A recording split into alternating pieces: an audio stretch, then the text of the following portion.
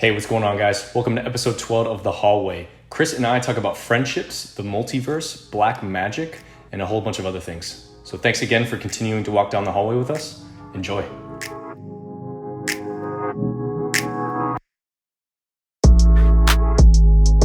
Hey.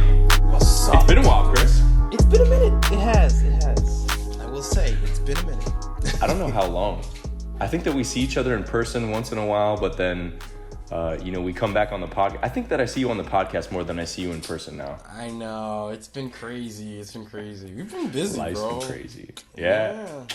Come on. Typical adult excuse, I know. Right? We're becoming adults when it's like, what was that? I think my buddy sent me that the other day. And it was like I don't know if it was a screenshot or something, but it was, when you're in adulthood, when you have to plan 3 months in advance when you want to hang out with your friends, Yeah.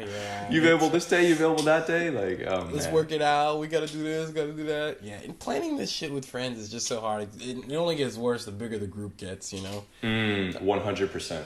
Yeah. Dude, and that actually makes me, I was thinking about this the other day, community and friendships. Mm-hmm. And thinking about being an adult and making new friends, and two, maintaining your old friendships. That's hard. It is. This is not easy. You almost have to start to be very selective on the people that you want to spend time with, because you have work and you have your significant other and you have other stuff going on, maybe projects and family and all of these things. Your time is valuable. Mm-hmm. Very valuable. I learned that too. As you start to pick and choose how you spend your time and who you spend your time with, you start to see it a lot more. Damn, I really want to do this, but this person's asking to hang out. I was like, oh, maybe I don't do that and I hang out with you instead, or go do this thing. It's just you got to figure out what you really want to do at the core, because you started to run out of time real quick. Really? Yeah. And I think it's you kind of, the time that you spend in the relationships that you want. I mean, because there's different kind of friendships that you can have. There's some people that are very high maintenance friends. Yeah. So I think that, they want to text or they want to hang out regular. Maybe once. Yeah, regular, maybe once every 2 weeks or something like that. Mm-hmm. But then there's some friends, which I think I appreciate, that, you don't have to hang out with them and you can just talk to them maybe every 6 months. Exactly. And it's cool. But then again, it's is that, I don't know. Is that what we're looking at these days? Yeah. Do you want friends that you only hang out with every 6 months? I think the concept of friendships have evolved over time because of this interconnectivity we have with cell phones and social media and all that stuff. It has allowed us to be less connected and more connected at the same time. So back in the day, right, your friends were your neighbors. Your friends were little Johnny down the street that you rode the bus with every day, So that guy was your guy, and you guys talked every day because you were in a situation where you had to talk every day. But now, I could be friends with Johnny 10 years later into the future. Me and Johnny both have jobs. We both have wives. Johnny lives in Texas now. But I still, want to stay in touch with Johnny. So, we're friends, and we chat every now and then. And when he's in town, we cut it up, whatever. But we're not, right in front of each other. In the old days, Johnny would live here forever. And if Johnny didn't live here, we didn't talk anymore. Because, we couldn't. So, Johnny comes back in town, sure. Calling on the home phone, you know what I mean? Back in the day. Exactly. Hey, is Johnny home? Johnny, come out and play. That's what it was, And it's changed so much. And that's how I think we got these, communication between friends that are, distant and I'll chat to you whenever I feel like, every 6 months, whatever. So that has kind of given us a new layer on top of what we already had. I don't know if that's better or worse. I think for some friends, it's better. For some friends, it's worse. But like you said before, it's you think about that relationship and how much time you want to invest in it. And then based off what you want, some people I only want as friends that are, once every 6 months. And some friends, hey, I want to talk to on a regular, You got to figure out what you want and then what the other person wants too, and kind of make it happen in a flow. And you both have to understand that, you know. You ever had a friend that, No, like, definitely. really didn't get that they only want, like, you only want to see them, like, once every, like, 6 months, and they, like, always want to hang out and shit, and it's just like, oh, Yeah. that's cool. I've had enough of you. You can get out of here. Yeah, for now. I had my fill. Thanks, though. Yeah, no, definitely. No, that makes sense. And then there's also today friends. And that's what I've kind of realized, especially going to Music you know, when we went to the music festival, right? Like we went to the music festival, and that's what you kind of get in those types of environments. You really get like today friends. You'll meet people and you'll be like, "Oh my God, like the connection was crazy," and like, "Oh my God, like I love you and everything's amazing and this is so much fun and we're having so much fun." Yeah. But then you realize that like after this moment, yeah, you may get their social media, yeah, you may get their number or whatever, you're probably never going to hit them up again. Probably not. And I think like That's okay. I don't know, like and that is okay, but how can you almost like make sure that stays in your head and almost just kind of I don't know, just like instead of even gathering information, I almost think that sometimes we gather information as a like almost as a polite thing to do, especially here in the South. Here in the South, like where we're just very polite and very, you know, it is what it is. Nice. It's kind of like, okay, well, this is a very polite way to end an interaction is through gathering information, even though I'm probably never going to hit you up again ever in my life. Yeah. I mean, so there's like you said, there's today friends, and I myself have kind of walked the line on both. Hey, okay, let me get your information just to be nice, and then hey, let me get your information because I'm like, I see you're vibing. And we're on the same wavelength, so maybe I'll catch you at the next festival or something like that. Cool. Yeah. But like you said, it's you also. I feel like I've built in kind of the ability to just be like, hey, this is cool. What's up? I'm out. Thanks for hanging. That's all I needed. Like I don't know. For a while, I did this thing where I was trying to like build my confidence when talking to people, particularly women, and I would just go and say something or do something with no expectation of anything else behind it. Just be like, hey, what's up? You look great today. I don't know you, but you look good today. Great. End of conversation. And just no response needed, nothing more needed. Just me reaching out and talking and having the conversation, and then we could kill it there. You don't even have to respond. But for myself to get out there and say that, cool, I don't need to be your friend. I don't need to go any further than that. This works for me. Great. I got what I needed.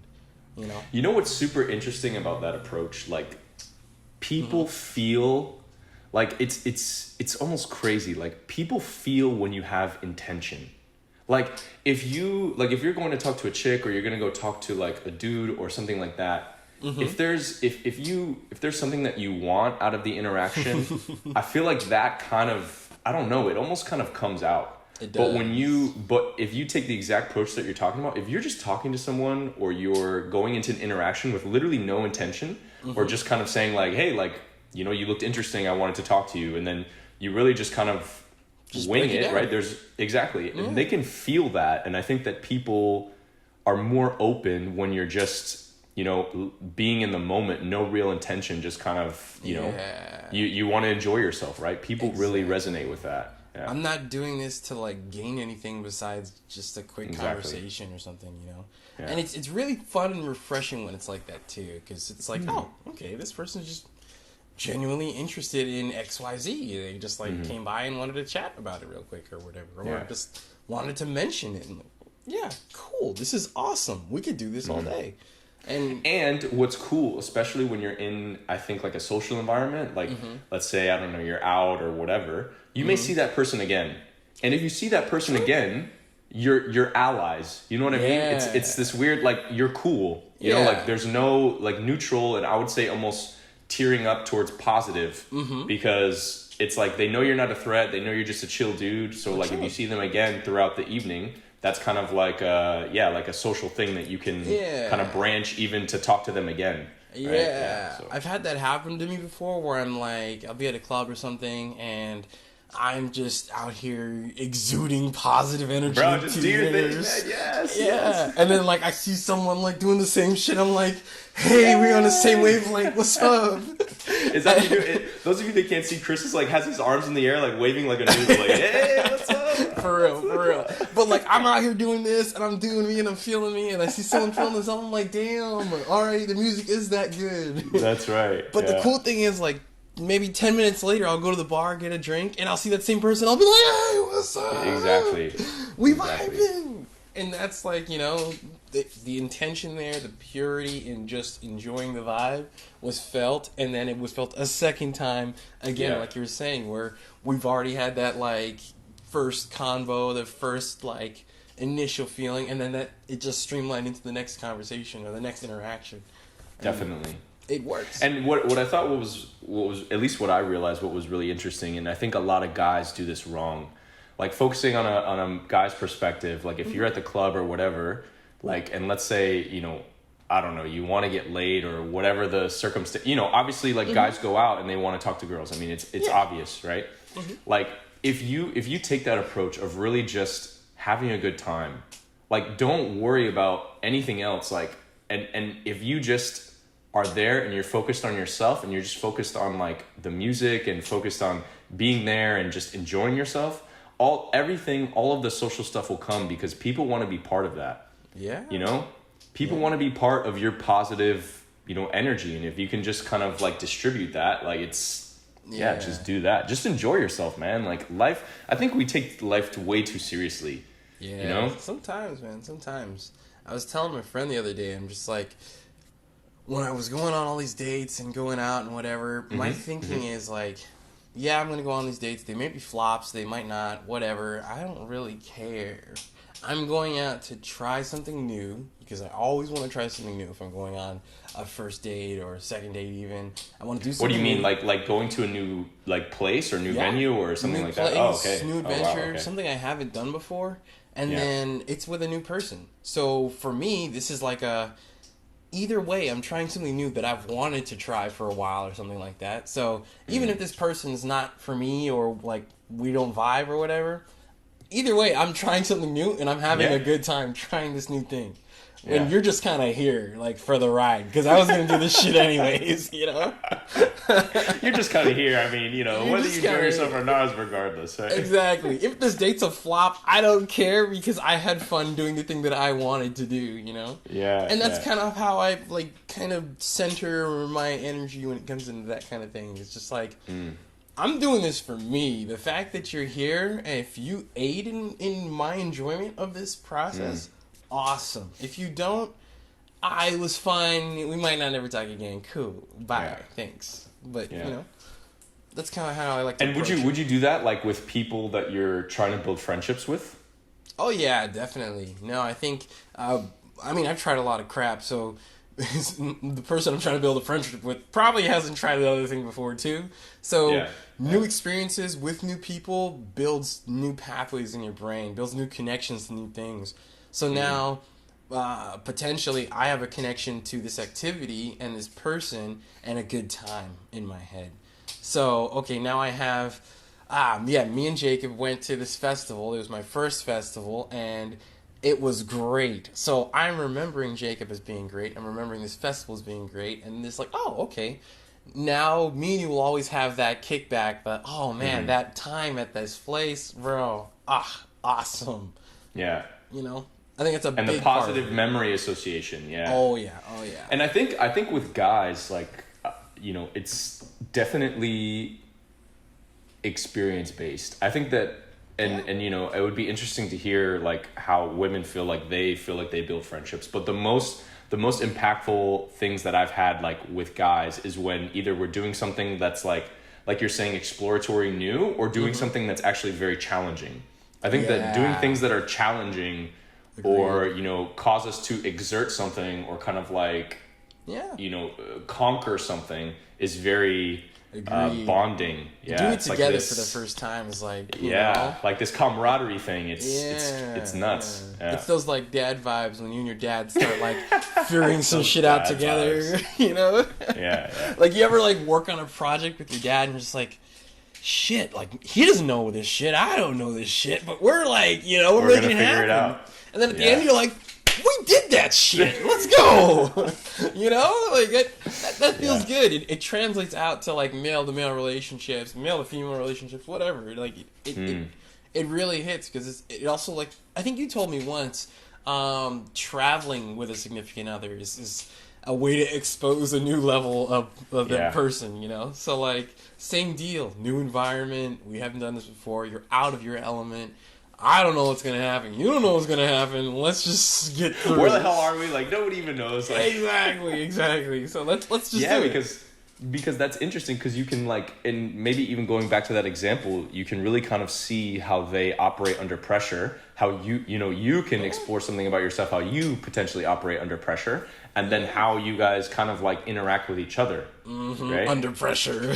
Yeah, under pressure. Yeah, exactly. Like, Very okay, how are we important gonna figure this out? Yeah. Yeah, sometimes nuts, like in certain relationships, you have to like start to manage someone's stress level, or like, oh man, okay, this person is eking really hard, and like it's hindering like our enjoyment of this environment right now. So like, let me manage that real quick, or like you have to manage yourself and how you are like affecting the other person's experience. Yeah, so, like, no, that's big. The self-awareness that you have, like, on your actions and how that could be impacting the other person. No, that's huge, man. That's huge. I think a lot of people don't take that into consideration. Yeah, I think it's really important, especially if you're talking like in a relationship, because you want to make sure that, you know, you're not only doing the best for yourself, but you're doing the best for the other person that you care about, right? So you kind of have to think on both sides when you're doing things and saying things, kind of deal, and that gets into a lot of mindfulness when you're not only representing yourself but opening yourself up in a relationship or to anyone per se. You know, you want to make sure what you're putting out there is what you really want to say about you. Yeah. What do you think about like vulnerability and like being vulnerable in your relationships? I think that like it's tough because I think that vulnerability is something that we all kind of like face, and we face it in the sense that, like, you know, you're almost like opening up your chest and like exposing your heart, right? And they have an opportunity to kind of like poke it if they want, you know, and that can be really scary. Yeah, that can be really scary.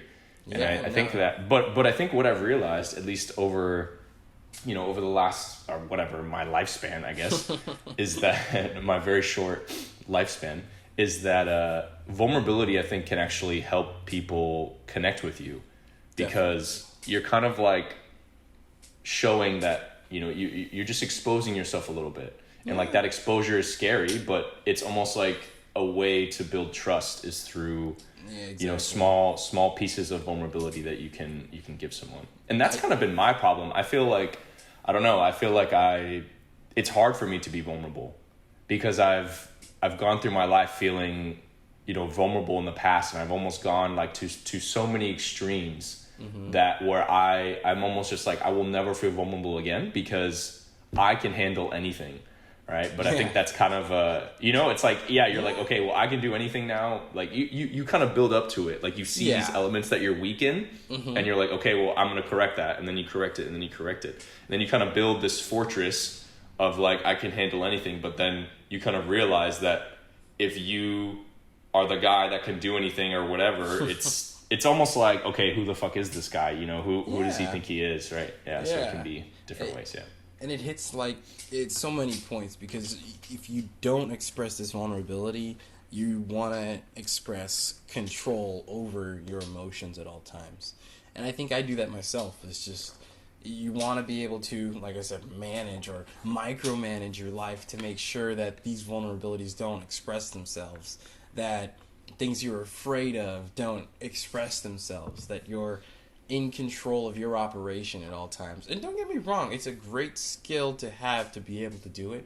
But like you said, when connecting with certain individuals, you need the ability to, you know, flip that switch, turn it off, and be open. I find myself having a hard time too being able to just, you know, relax, tear down the wall, and just have those conversations about certain things.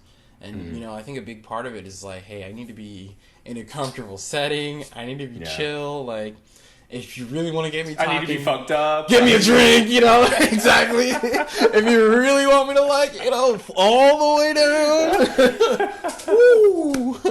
I don't know. It's just it's growing up in this male world where we don't talk feelings and shit, and it's just like, why do you feel that way? I don't know why the fuck I feel this way.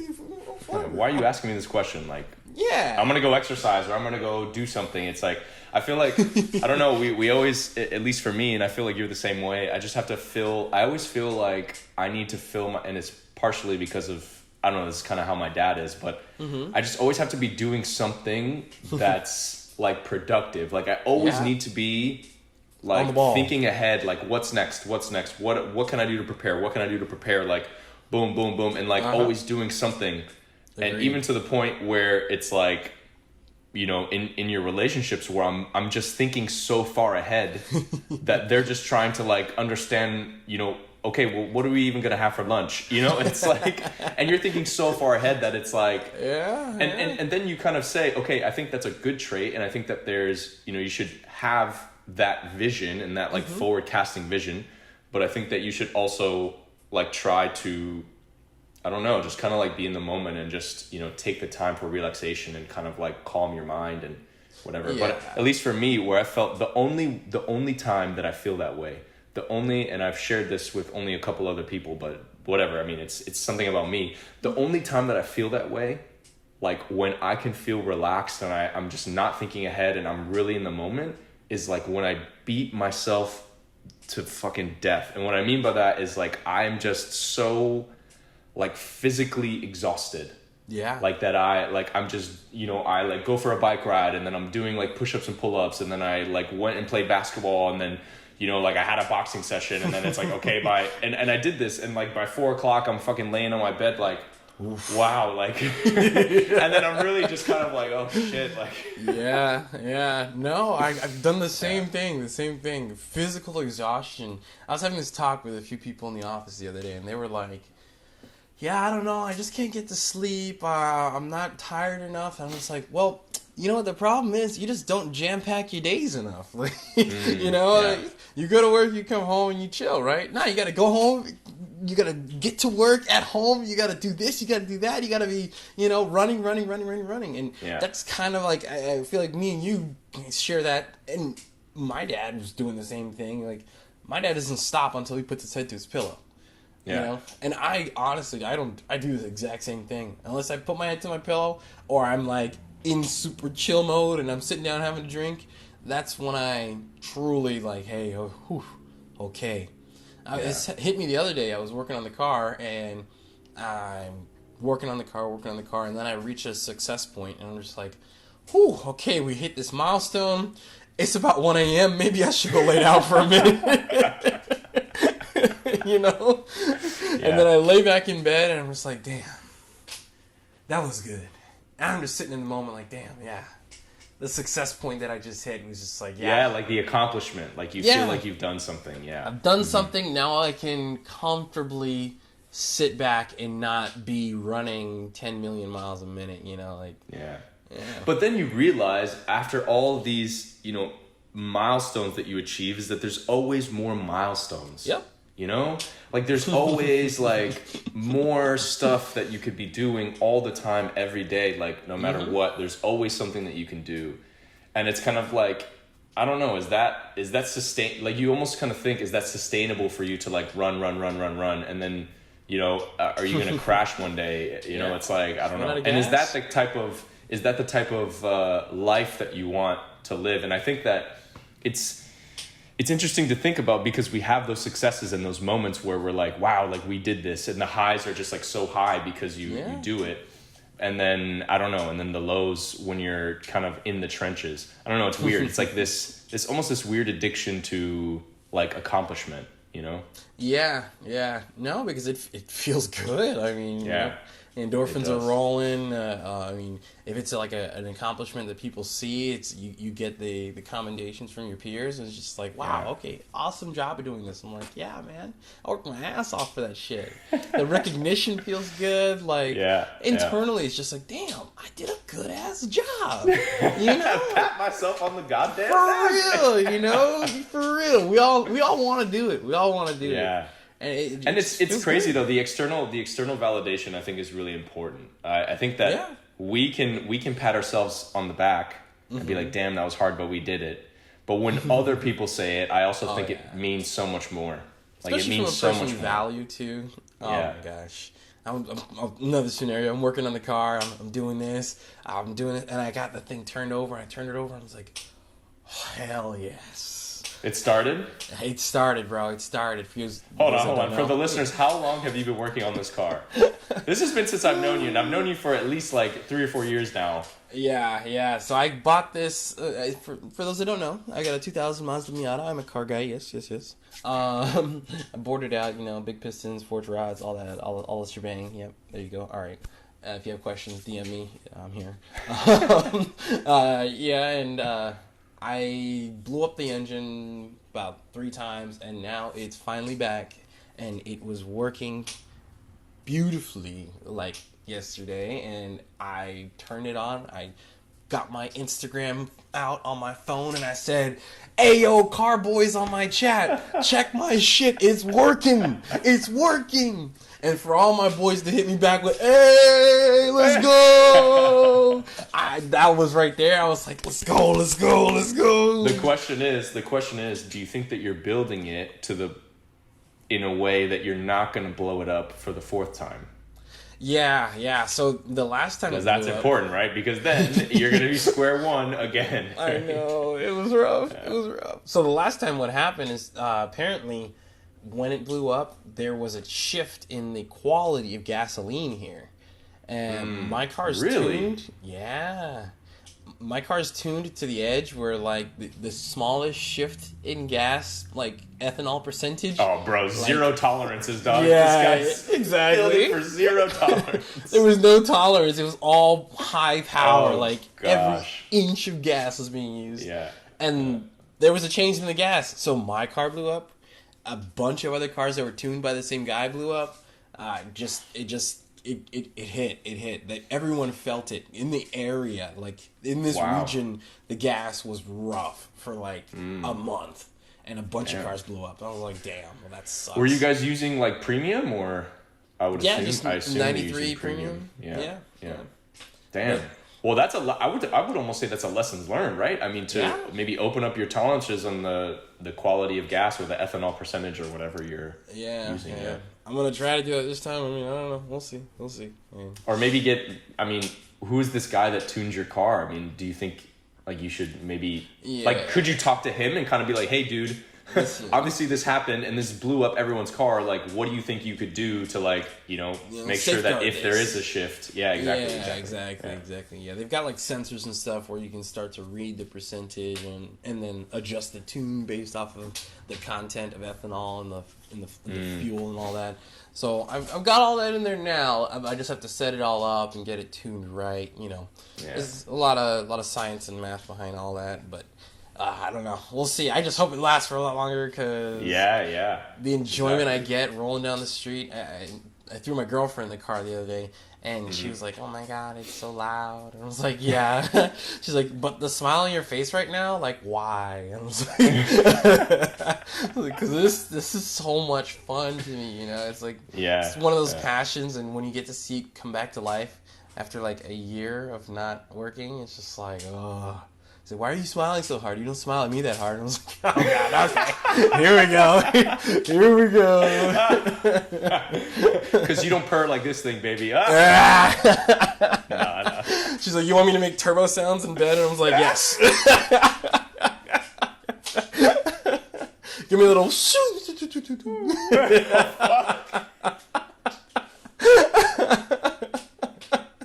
Holy shit, it blew off out, man. Oh, shit.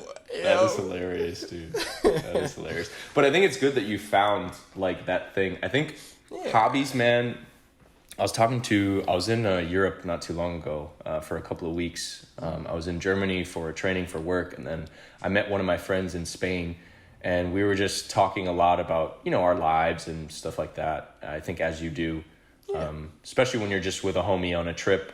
And one of the things that we talked about is like how important hobbies are, like how important it is to have other things that you are doing. Right? Like outside of, exactly. Outside of your work, outside of your relationship, like stuff that you're doing just for you. Yeah. Like that is so important, man, because in a way, it kind of makes you, I mean, you don't have to be, but it just kind of makes you interesting. Yeah. It just makes you an interesting person. Like you're doing different things. Like, hey, you're really passionate about your car, or someone that's, I don't know, like I'm very passionate about playing sports, and, it's almost like a piece of you that you just really enjoy like doing, and it's layers to your persona. Exactly. Yeah. You build your identity through the things you do and the things you like, right? And building your identity like outwardly as well to other people. It's okay. Jacob is the sports guy that likes doing this and likes doing that. And that kind of like, it builds you. And I think it's really good to have that. And people that don't have that, I believe, are missing a lot in their lives. And they try to fill it with one of those other facets, the relationship, the job. So I did. Or partying. Or partying, right? Or partying. Which, I mean, is fun, but it's like... But okay, don't get me wrong. And don't get me wrong. Partying is cool, and you should fucking do it, because you get a lot of crazy stories, you get a lot of good memories. Like it's something that like you need to do, and you need to do it, and like go out there. And I still think as you get older, like you should still party. You should still have those moments where you're enjoying yourself. Although as a hobby, no. Yeah. Like it's man, you're gonna age, and you're gonna age so much faster than Sustainability is not the sustainability. I think that was a good word. Yeah. What were you saying though? Sorry. I dated this one girl that had no hobbies. So we're in college. She's doing an accounting major, and like her whole like vibe of choosing accounting because her mom's an accountant. So not really secure on what I want to do like with my job. Don't really know what I like to do outside of work. But I have a boyfriend. I really like my boyfriend, and I'm really invested in my boyfriend. So instead of focusing on work, instead of focusing on school, and I have no other hobbies, I'm just going to 100% focus on my boyfriend. So now I'm gonna spend all of my time. I'm already shaking my head. Yeah. Bro, this I did not know this coming in. I did not know this was an issue, not having a hobby of your own. Yeah. And I'm like, I just want to go outside and work on my car sometimes.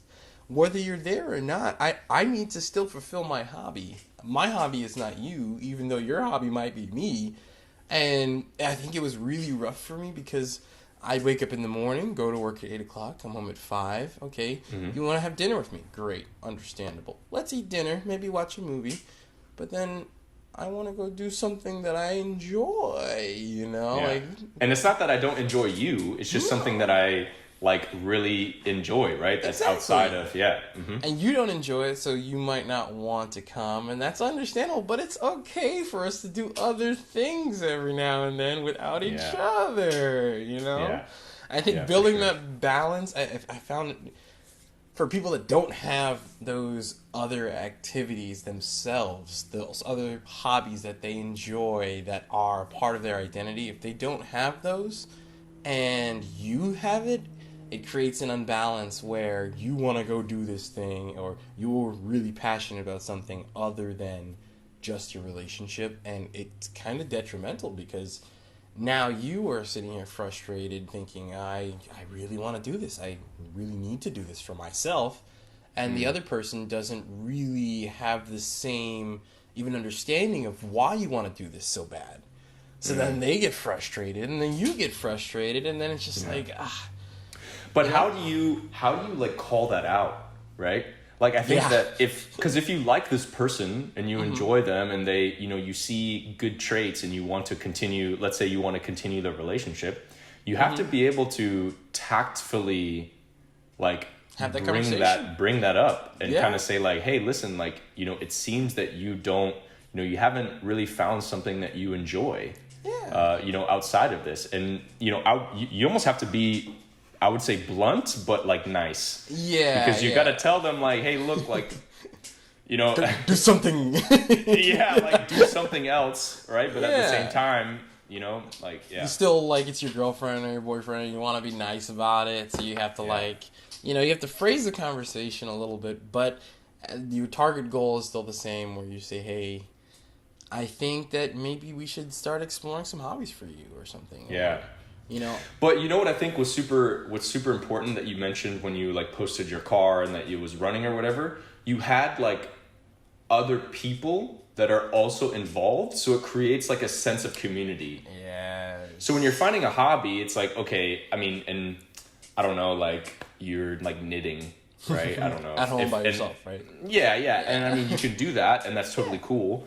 But then there's also, like, knitting circles where, like, they go and they knit and they exchange ideas. And, I think it's about, like, not only the activity, but then also finding, like, a community that you can do that activity with. And that's why I guess I enjoy sports, because I get to meet people, and, like, it's something that's always kind of going around, and, it's something that's active, so you can... Yeah, and if you go to the same thing every time, right, you're playing sports with the same people, you start to build relationships, and, and then it's like, it encourages you to do that thing more, because now it's not just you doing this thing. You're like, okay, I'm doing this thing that I, like, or even semi-enjoy, but now I have these people around me that kind of, like, Yeah, and even in the sports aspect, especially when, like, playing basketball or something like that, you're building a team, you're a part of a team, or a part of a group of people, and kind of someone giving you that need to go out there daily to make sure that the team is filled, or that, I have to go because, my boy John needs the support up top and the key, I'm part of this team and I have to show up for my team, kind of thing. Yeah. That's very important. For me, I do soccer on Thursdays. And cool. We've got a team. For work or... Yeah. Nice, we got a league, a company league, and I jump in the league, and now on Thursdays, hey, I got to show up for the team, let alone good exercise. But then the people I meet too, I'm out there networking with the executives, my boss's counterpart, and, like, we're out there and we're all having a good time. And I think for building those hobbies with groups, it's very good. Some people now, like you mentioned before, they might want to, be at home in their group and do maybe their basket weaving by themselves. But having the community that they could tap into, I mean, if you're a personable person and you really like just interactions with people, like, definitely. Finding that community is amazing. It's amazing. Like-minded people, it's just great for anything. Outside of hobbies. One platform that I used, that I liked, I haven't been consistent with it, but it's pretty cool, and I think that it's really open to all types of things that you could want to try, is Meetup. This platform, you might have heard of it. Yeah, it's called, like, Meetup, and you can find different groups that are specified for different types of things, and you can find people in your area that are, like, hosting events and doing different things. Yeah. And I think, and I mean, maybe even, like, giving the audience some actionable things. Like, I guess if you're into sports, I would say, like, one of the easiest and most casual things, and I would say anybody can do, is signing up for a kickball league. Like, sign up for a silly, kickball league that's on Thursdays, where people like go drink after, and people show up, and you're just playing kickball, and it's very casual. Everyone's having fun, and you have the opportunity to get a little competitive. And you can just go and do that. Yeah, meet some people, go out to eat after, and, like, these little things. Yeah, it definitely makes sense. I mean, I'm part of a few groups on Meetup too, and I think you brought me into that same kickball group. Exactly. Yeah, you go in, you have a fun time, and I think that's what I was saying earlier. When we're kids, we're forced into all kinds of social situations from our parents, from our schools, from all these things. Schools is huge. Schools is huge. And just being in the same vicinity as someone else, like not even in a forceful manner, but in a group setting or something like that, it exposes you to more people. It exposes you to a team environment. It gets you out there without having to really put yourself out there per se. So me signing up to go to this event and just kind of like, maybe if I'm a little shy, I signed up online, I just show up to the event, and then they start putting us in teams. Now I have a team of people that I probably have to communicate with in order to be successful in this sport or whatever. So now I'm opening up a channel of communication that I didn't necessarily open, but based off of what we're doing, now we're all talking. So now I'm talking to people, and I don't think the topic of conversation is going to be 100% the game. So now I'm talking to other people about more things than just playing the game. I've already opened up a rapport with you. And I think right there, that's how you start those kinds of relationships. I have friends from, like, science lab in middle school, and I was like, wow, okay, how have we been friends this long? Just because we were forced to sit next to each other. What happened if, like, the teacher made me sit next to John instead? Like, yo. It may not have ever happened, It may not ever happen. But I was forced to sit next to you every single day, and now we're friends. And what's cool about that situation is that I think people have a lot of, especially just with technology nowadays, people have a lot of social anxiety around like, what if I can't come up with things to talk about and stuff like that. Yeah. I read this book one time, and I think it was called How to Work a Room. But one point that I gathered from that I thought was really good is like, no matter where you are, and this is exactly what you're saying, Chris, no matter where you are, the one thing that you always have in common is the roof. And like, what I mean by that is like, no matter where you are, the people around you are there for a particular reason. Like, so if you're, I don't know, man, you're at Subway getting a sandwich. Like, okay, the people that are there are getting a sandwich, or they work at places that make sandwiches. Like, you can easily talk about, hey, what kind of sandwich are you going to have? Yeah, like, if you're at this kickball thing, like, okay, yeah, maybe you have some personal conversations, but you can always, like, relay it back to the game. Like, you kind of always have something in common. Like, you're there for a reason, and, like, feel free to utilize that, like, more. Like, everyone, no matter where you are, everyone's there for a reason. So exactly. And the fact that you're there, you're probably there because you like it, which means that the other person probably likes it too. So the fact that they like a similar thing as you, I mean, whether it be Subway or, we're both at a rave, it's like, oh, okay, well, you like raves. I like raves. Hey, or you like Subway. I also like Subway. What else could we possibly I like Publix subs, but, Yeah, true, yeah. I just, Publix is closed. But then that's the initial, right? Yes. But then where I don't know where I read this. I forget where I read this, but going back to the school point, like you had this guy in your life sciences in middle school, whatever it is. But the fact that like friends are built usually on like repeated, casual, like, and sometimes unplanned interactions. Yeah. Like you run into people like in the office, or you run into people at school, or you run into the same person during your knitting circle. Right? Like you just kind of start, just starting to regularly be around the same person all the time. And that's how you kind of like build the relationship. So I think that's where meetup is sometimes tough, because you can get, people that only show up once, or you can get people that consistently show up. So I think that if you want to build friendships, it's about like consistency, right? Like if you like this person, like either, try to, make an effort, or just like continuously show up until maybe you find someone that seems pretty cool, and then kind of go from there.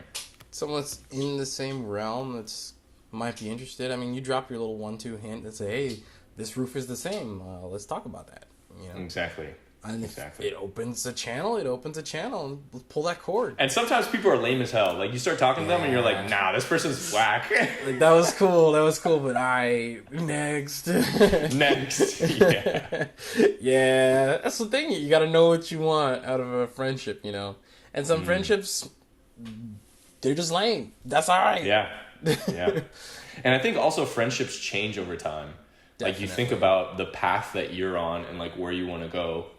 And then you're like, okay, does this person this guy that I follow on YouTube, he's entrepreneurs in cars. His name is Richard Cooper, but he's like, either they're, I forget what he said, but either they're like sails that are pushing you, you know, like the wind behind your sail, or like they're like the waves that are hitting you, right? And you want to find the wind that's pushing your sail rather than the waves that are hitting you. So are these people like pushing you, or not necessarily, you know, I don't have to be like, oh, Chris, you need to be doing more. It's more of like, are you around people that are, you know, kind of like doing interesting things and like continuing to grow as people?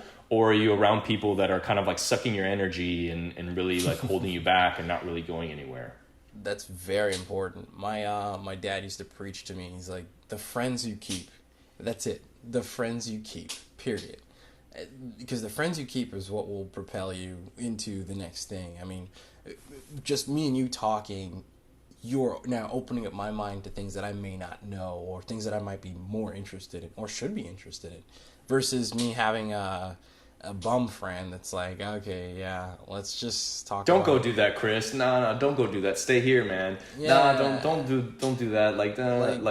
Don't take that risk. You know, just ain't worth it, bro. Just chill at home, bro. We're chilling. Just keep chilling. Let's smoke some pot and let's not do shit. And let's just do the same thing we've been doing since middle school. You know. Yeah. And I have some friends like that that are just, you know, they're comfortable with where they're at and what they want, and that's okay. And I'll try to be their sail and hit them with the, hey, you know, let's go do this, or a job fair's popping up over here, or, you know, like, not even like in a forceful manner, just letting them know, like, hey, I got this opportunity. Are you interested? You want to check it out with me, kind of deal? And if it doesn't meld, then, you know, I tried my best. You're not pushing me, and I can't push you. So that's when I start getting into once every 6 months kind of relationship, you know? Yeah, but I think they're friends that are super valuable that you can still say, you know, once every 6 months, you know? Yeah, exactly. So like, you still have value, but maybe you're not in my I talk to you every week phase. Now you're exactly in my I talk to you every 6 months, you know? Like, because you guys are doing your thing.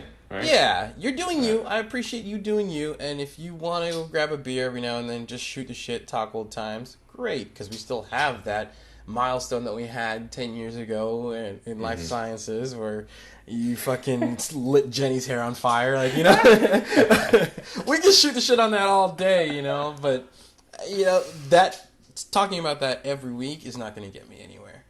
No, definitely not. Yeah, I mean, and you even have to like start to cut people off. Like, there's kind of like that balance where you're like, all right, do I let this person go? And I think people naturally kind of come and go into your life. Yeah. It's more about like, and like your dad was saying, kind of decide who you keep. Yeah. Because that's going to really influence you all the time. It's going to set a tone. And if you don't choose the right group, I mean, if I'm in a mob, right? I'm in a crowd of people. That are about to jump off of a bridge. If there's 100 people and I'm in the middle of the pack, I'm probably going to get pushed off the edge. But if I'm in a crowd of 100 people that are getting thrown $100, I'm probably going to catch $100, you know? So it's like, the crowd around you, even if your intention is to not fall off the edge, you might fall off the edge because someone might push you enough, or you're just in the vicinity to get knocked around, you know? So you really have to, you know, the company you keep. Be with people that are elevating. Yeah. And having the knowledge to know what elevating people look like is important. Yeah. Because some people are all talk. Some people are a lot of talk. It's about action. What are you doing, right? One thing that I like to say is like, don't talk about it, be about it, right? So like, instead of like talking about your, I mean, yes, okay, talk about your goals a little bit and whatever, but like turn those discussions into actions. Yeah. Like, let's do it. One thing, I think I was actually listening to a Bigger Pockets podcast, which is a real estate investment podcast. But this guy, he was talking about how to get into real estate and stuff like that, and he compared it to selling his truck. So he had his truck and he needed to sell it, and he's like, oh man, like, it's just a lot of work, right? I gotta clean it. I gotta service it. I gotta now post it online. I gotta meet with people. And he starts to like look at this entire thing that he has to do, and he's like, "Fuck, man, oh my gosh." But then he's like, "Okay, well, what's the first thing that I can do that can kind of just get me towards that goal? Like just really taking this whole problem and like saying like, okay, well, what is step one?" Mm-hmm. And step one was like vacuuming his truck, like going to get it for a car wash and vacuuming it.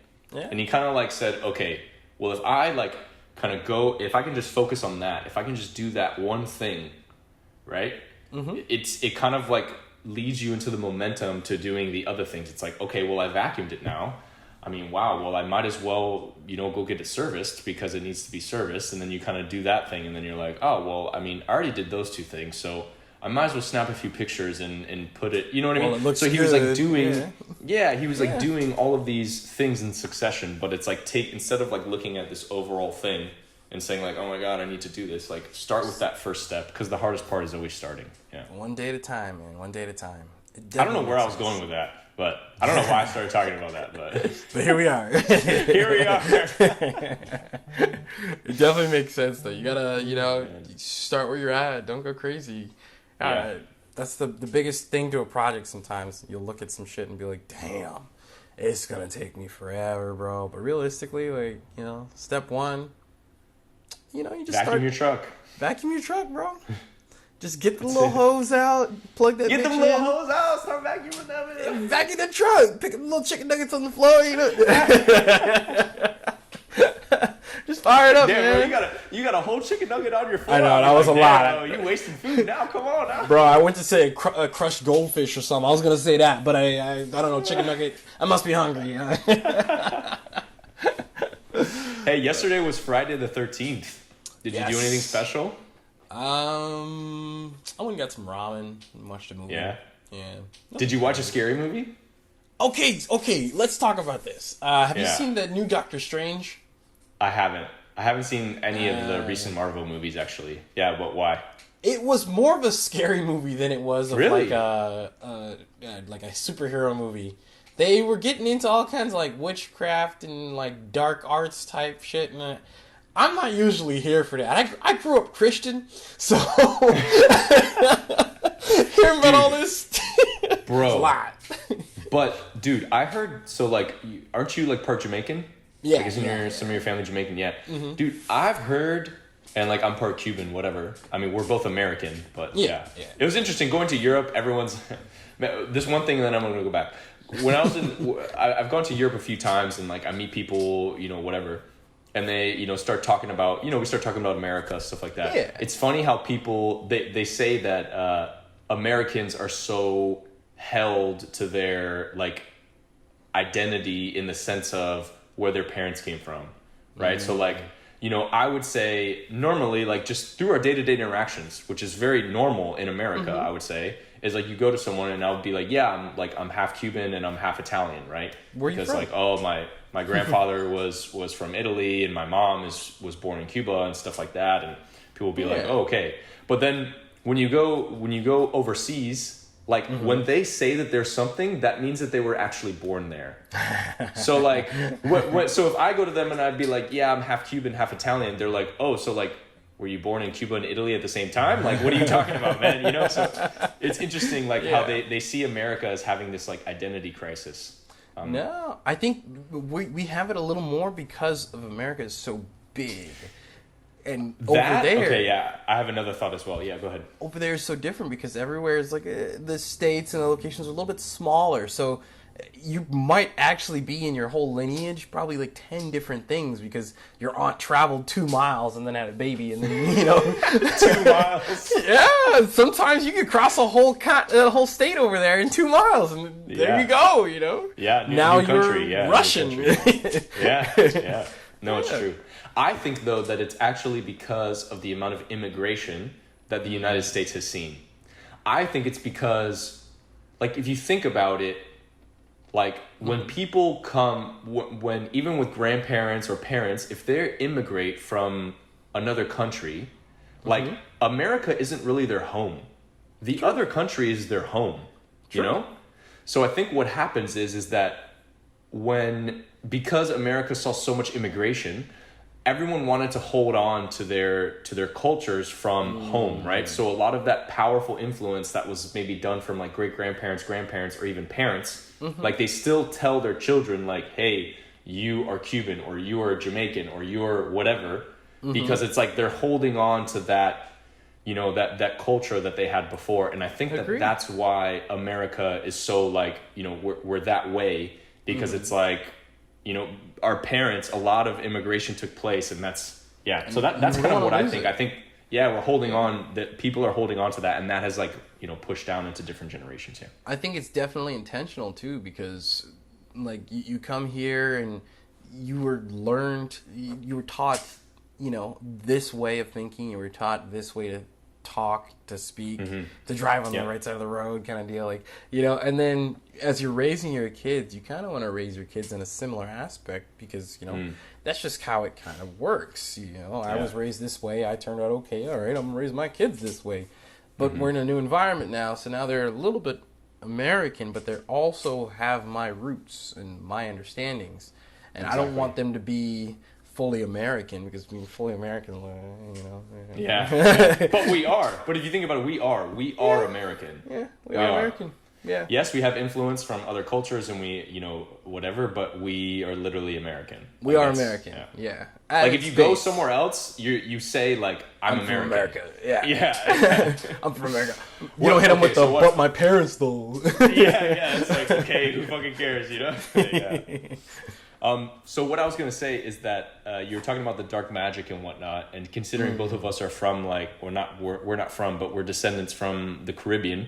I've heard the Caribbean has like an insane amount of like witchcraft and like dark magic and like all of that stuff. Have you heard something similar to that? So I've heard that it's like that because of like, you think of Christianity and how it like migrated across the land as Christopher Columbus came over. The pilgrims all came to just display the Christianity across the nation to every single soul that ever lived.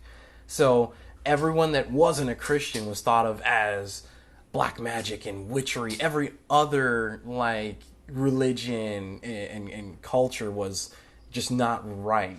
So I don't know if I've heard particularly that that, you know, the black magic and all that was concentrated in a specific area, but I've heard from history that it wasn't Christianity, so all of it was just bad and devil worship, and, you know, I think that's how it hit, because hearing, you know, and reading in history class the pilgrims and everyone that was trying to colonize the rest of the world, anything that wasn't Christianity was devil worship. Okay. So you think that potentially other... Yeah, exactly. So you're saying that they were pushing Christianity so hard that they would, you know, they basically took the tactic that anything that wasn't Christianity was like devil and black magic and all that stuff, to kind of like label it a certain way, so that, you know, to kind of convert people into this into this faith. Yeah. I mean, you had your Indian shaman or your Native American shaman doing his spirit dance or whatever. That's not the Which devil. is dope, by the way. It's freaking dope, sick. But Mr. Pilgrim over here was like, nah. Those chants and stuff sounds like the devil. Fuck that. Nah, burn him at the stake. You know, I thought that was a big thing. I mean, people are scared of it, and that's how you move religion sometimes, with fear. With fear. And that's and we talked about this, I think, during episode 10, but like trying to influence religion by fear. I mean, obviously it worked in the sense of, you know, the influence that the Spanish and everyone in Europe in terms of pushing Christianity across the world.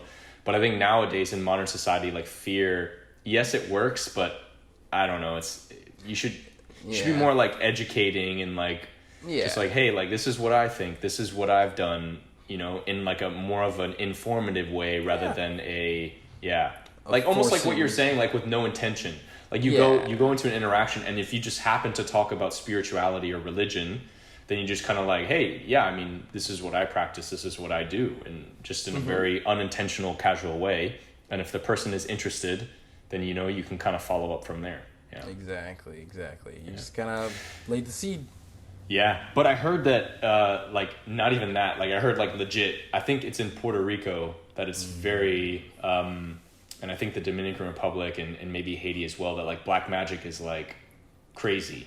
Like it's a lot. Like I think, and this is probably not true, but I mean, you know, you never know. I mean, this guy from Puerto Rico, it was like my ex-girlfriend's best friend's brother, who was like from Puerto Rico or whatever, but you know, we all hung out and stuff like that. And this was like back in high school. He's like, yeah, like no, like black magic. Like one time I saw like these red eyes like outside of my window and like all of this stuff. And yeah, I mean, it's crazy, dude. I don't know.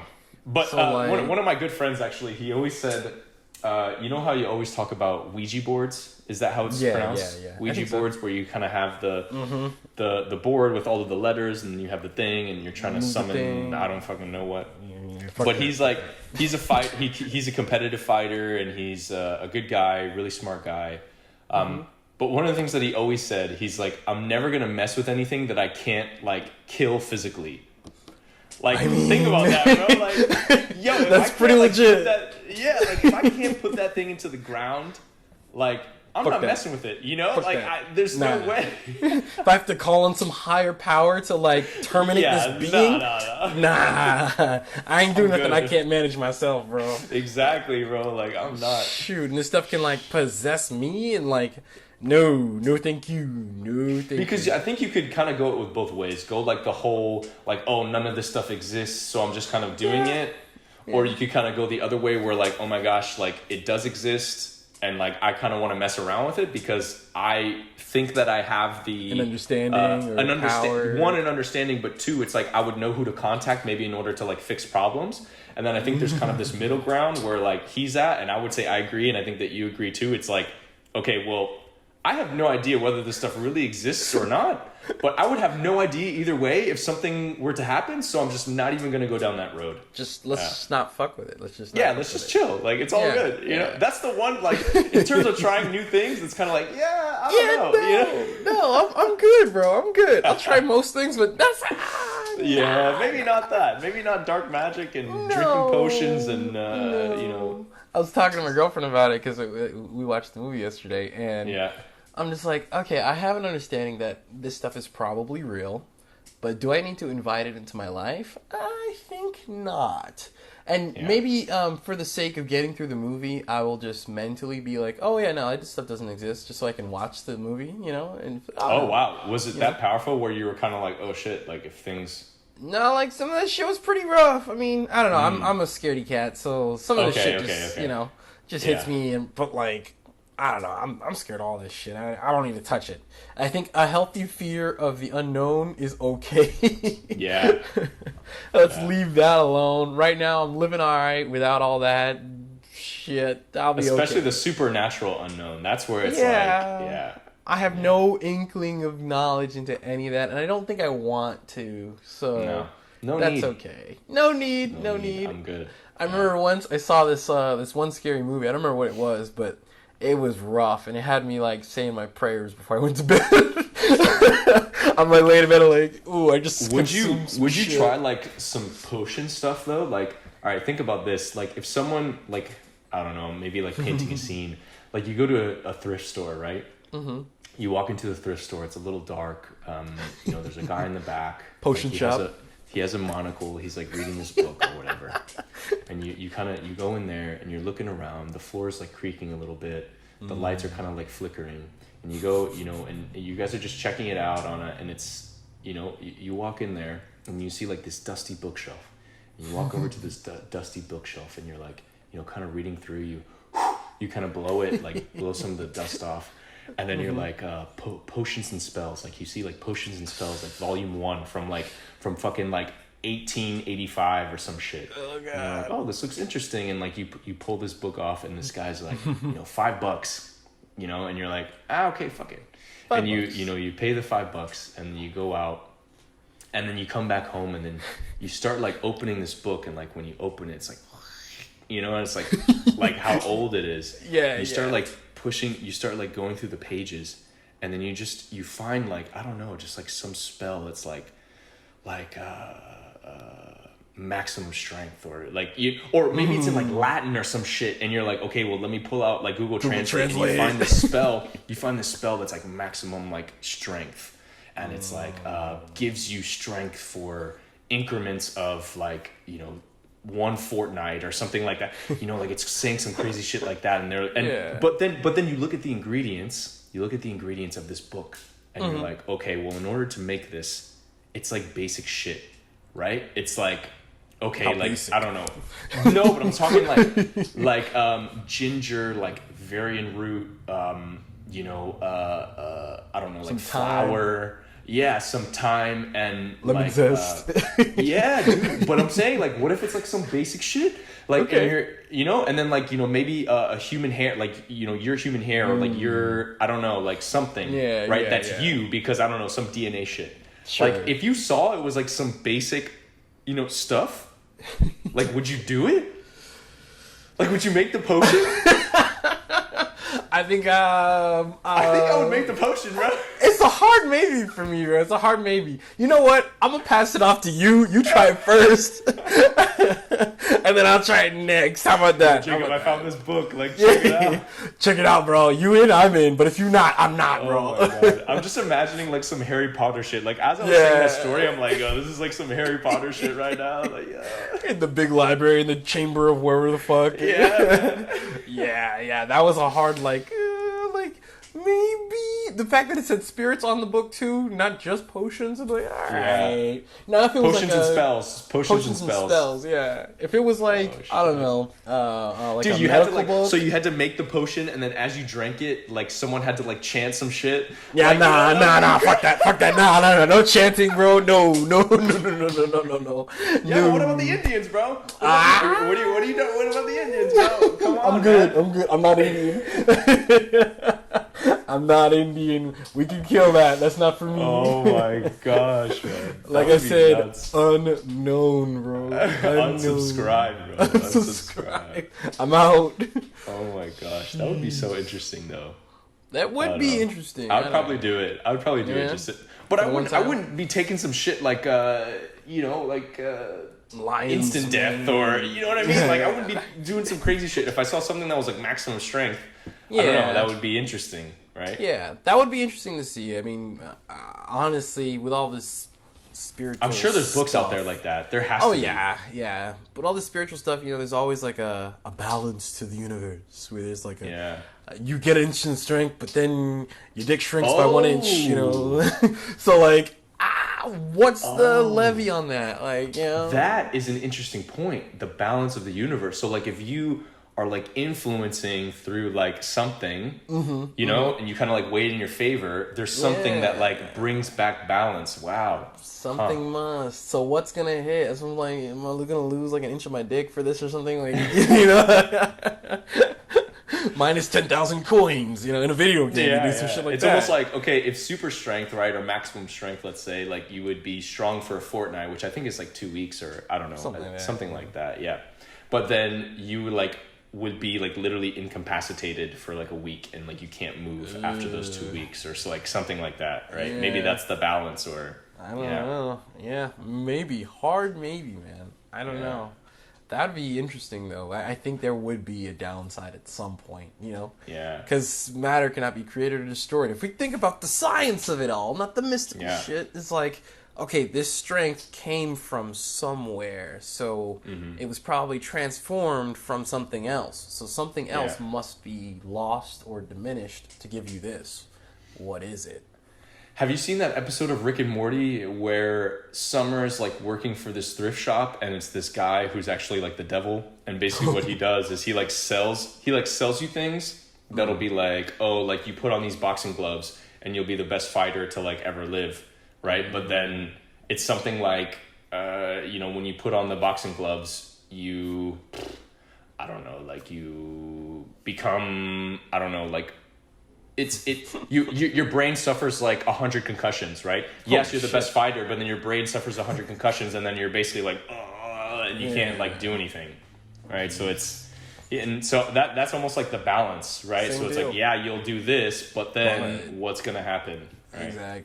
Exactly. I think there's the whole balance of the universe is interesting. I mean, now all this Marvel stuff is eking into the multiverse, where you know, I don't want to spoil the movie, but there's some talk about how this universe collapses if this one does that, and like same shit, balance, pushing the balance. But do you think the universe, like, do you really believe in like natural balance in the universe? Do you think that, like, do you actually think that it comes down to your actions, like the things that you do? If you're doing too much in like a certain area, that the universe is gonna balance back? I think I heard, while you're thinking about that, I think Jordan Peterson said something like that, where he talked about like the fabric of reality, and he's like, in the past, if you had, and I can't really think of a specific example right now, but if you had twisted like the fabric of reality, like maybe based on, I don't know, maybe lies, or I can't think of anything, but he's basically saying, if you twisted the fabric of reality, and then later on, like that twist needs to unwind at some point, right? So like you've twisted it, you know, maybe to your benefit, and time goes on, and you think that you were successful in doing this, but down the line, like things will unravel, and then when you kind of like follow back the path, you can find the point of reality that you twisted. So like, even if you like bend things into your favor, you know, things may unravel in a way that, is unexpected. So I don't know. I thought that kind of like relates to what you're saying in terms of like the balance of the universe. Yeah. I think there's a few different levels to it, where something as simple as there's an action or reaction to every action, right? So we go from a science aspect. It's like I breathe, I'm pushing hot air into the earth, like oxygen has been produced, or oxygen was consumed, carbon dioxide was produced, and that has allowed respiration in my body. Like these things have happened. So I've done something, so I've affected another thing or another person or something like that. And I think that relationship makes something happen, not necessarily to myself per se. So it may not be that I bend something in my favor and then I'm successful at this, but it may be I bend something in my favor and someone else fails. Because at the core level, there is a reaction for everything I do. So I don't know how deep it goes, but I think at base level, if I click this button, the computer will spin up and use more electricity, which causes the power plant to suck some more energy. Every action has a reaction. Like every action has a reaction. Yeah. There's a chain for it. So I don't know if it will loop back to myself, but it has done something somewhere. Yeah. And that's interesting to think about, like every single small thing that we do. And I think that's what they, where the whole theory of, and the meme, let's say, is that, you go back in time and you accidentally like kill an ant, and then you come back and like Hitler rules the world. You know, it's like, exactly. like these small actions. But like, what if that's actually true? You know, like, because you never know what these little things that you're doing. And I mean, obviously killing an ant, right? I mean, relatively insignificant in the big scheme of things. Yeah. But you never know, man. Maybe that ant bit someone who caused someone to like go to the doctor, which like influenced this, boom, boom, boom, boom. And then all of this stuff is happening. It's a web. Because either you did or didn't kill the ant, or maybe because you did kill the ant, like all of these other chains of events didn't happen. Exactly. Yeah. In the Marvel universe, in the last Doctor Strange, someone came from the multiverse or something and then killed some important guy instead of like letting him live, and then it created like a stream of timelines based off this one universe, something like that. Oh my gosh, that sounds confusing. Yeah, now all this shit is starting to like loop around. It's getting weird. But they're running out of ideas, right? Yeah, I know. They had to go into other dimensions. I don't even think they're running out of ideas. I think they're just digging actually deeper into the... Like, the reason why they brought in Doctor Strange is because I think freaking years ago, they're like, okay, we're ending the Avengers, we're ending all of this stuff, like, we need to do something else. And Doctor Strange was a good avenue because it kind of, like, opened up so many possibilities through that multiverse, like... Multiverse. Do you think that there's, like, multiple universes? I think that there could be, man. I think that, like, every single decision that you make, it's like, and this kind of comes back to Rick and Morty, it's like, dude, you could be the same person and have a totally different life, like on a different universe, if that's even a thing. Like that would be crazy. Like, Yeah. like imagine like I don't know. It would almost be interesting to kind of like drop myself if that were actually a thing. Just kind of like drop myself in another life, and just to kind of like see how that would be. Mm-hmm. But I guess the question is, if it's a multiverse of like different things, it must, like, you would start at a different starting point. So what I mean by that is like, because it's not just, I would say, like, okay, is it your life? Like, think about this for a second, though. Mm-hmm. Because if it's all multiverses, right? And there's fucking, let's say, infinite timelines. Yeah. Like, I would say that each timeline is going to be very different, because it's not just going to be, you know, you in the same situation. Mm-hmm. It's going to be a completely, like, just like you would make different decisions in different timelines, I think other people are also making different decisions in these different timelines, which in turn would shape the world around you to be a completely different world. Yeah. So that's why I start to think about, like, the base of the multiverse. So in all the multiverses in the series, whatever, that they went across, they always had the same characters, and they like represented very similar things. They were slightly different, but the same characters were there. But I'm like, what happens in multiverse 1050 where your mom decided to be lesbian and not adopt? So how are you there? But then I thought, well, it's infinitely many, so there's probably, I don't know, a few million multiverses where you made very similar decisions, not the exact same, where your mom made very similar decisions that allowed that you don't to exist. Yeah. So, like, you may be here in these 20, but you're not here in these 40, or you're a girl in these 50 because your dad leaned to the right, and, like, you know, it may be like that, yeah. But I think that's true. We're insignificant in the grand scheme, so yeah, man. I try to keep that. It's hard to keep that at the forefront of your mind. Like, it's hard to keep the thought that, like, whether you're successful or not, or, you know, whatever that means to you, or whether you accomplish this small thing or not, you know, the amount of much money that you make, the people that you influence, like, everything, it's kind of like, I don't know, and maybe this is a harsh reality, but it's like, does any of this matter? You know, like, after everything, like, does this even matter? Like, everything that I'm doing, like, does it matter? I think at a base level, it does. My thing for me, every now and then, I'll, like, reevaluate where I am and what I've done. And I look at it in terms of, if I died today, what would the world look like? What would my friends and family look like? So if I died today, who have I impacted, and did I impact them positively or negatively? And, like, what does the world look like without Chris? Yeah, do we mourn Chris for 5 minutes and then forget he existed? Or did Chris impact the world to make this change that is positive, that will ripple into the universe for eons beyond his death? What have I done? You know? And that's I think, kind of connects to all that at some point. Yeah, the guy Richard Cooper that I listened to, he talks about, like, making a dent in the universe. Yeah. Like, and that's kind of where I think you're leaning towards. It's like, what can you do to kind of make your small dent in the universe? And I think that, you know, influencing people is a good way. But I think in today's age, actually what we're doing right now, like this podcast, I think is pretty cool, because we're capturing thoughts and ideas and having discussions today that is going to be stored digitally forever, whether the world burns up because the sun implodes or whatever.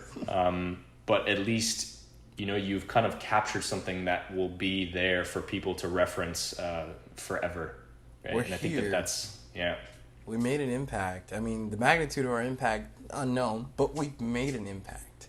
Yeah. And someone, somewhere, will know and will hear that we made this impact. And that might impact their lives for the better or for the worse. You know? Yeah. We've made a ripple. And I think ultimately, like, the best way, or maybe not the best way, but I think just being kind and being helpful and just,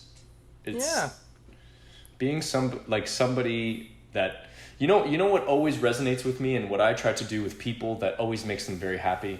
Mm-hmm. Whenever I see someone, or I see someone that I know, like, just being very happy to see them. you know? Yeah. Just being like, having a smile on your face and just being like, hey, like, you know, like, how are you? Like, wow, like, it's really good to see you, and just being very interested in them. Like, you'd be surprised on the type of that small gesture, even though it takes, 15, 20, 30 seconds of effort, or maybe an hour of effort, or a couple hours of effort to just be like engaging. You'd be surprised on the type of influence that can have on people, and how it can, really kind of change maybe their mental state. Agreed. It makes an impact, because some people don't get that. Some people see the doom and gloom all day, and then to have that one bit of sunshine, it's really nice. And I do try to do the same myself. I got some positive feedback on it actually the other day, and they're like, you know what, you always are like, chipper, and it's just great. If I start my day talking to you, it really helps me sail through the day. I was like, wow, that's great to hear that happening. So it's good to know that it actually does work, And it's the same to me. Like, I'll walk in and I'll talk to Roger in the morning when I get to work, and I said, hey man, what's going on? And he'll be like, good morning, kind sir. Like on almost a ritualistic, like basic, like just, with the energy and the oomph of like, we're here, we're doing today, and good morning, And that, it sets a tone. Yeah, it does. So set the tone, people, for your life, right? Those that are listening, be positive, man. Be positive, spread positive. I know that it's hard some days, but be the sunshine. And you know what? If someone needs to give you sunshine, make sure that you recognize them when they give you sunshine, right? Definitely. Because I think the hardest part is that we're actually not recognized for that. People don't mention it. It's just something that we do all the time. And but when you do mention it, when you do tell someone, like you receiving that feedback, and I've gotten similar feedback along that, it's very uplifting to the guys that are always, providing that, I would almost say like emotional energy that we're putting out into the world. Yeah. It takes energy to do it too, so it's really nice. It does, man. It does. Get it back. People, bro, like sometimes that should be tiring. But the thing is, I love it. I love it though. I love doing it. So it's not as tiring to me as maybe it is to some other people. Yeah. But you know what? You keep pushing it. You keep doing it. And you will see the value for yourself more so than just protruding the value to others. A lot of the times it's self-fulfilling to just be the happiness for your day, but it exudes out into the universe. So people, be happy, man. Just don't worry, be happy, bro. Don't worry, be happy. Don't worry, be happy. Well, I hope you guys enjoyed the podcast today. Thanks again for listening. Chris, it's been a while, but let's keep it rolling. And we continue to walk down the hallway. All right, ladies and gentlemen, peace out.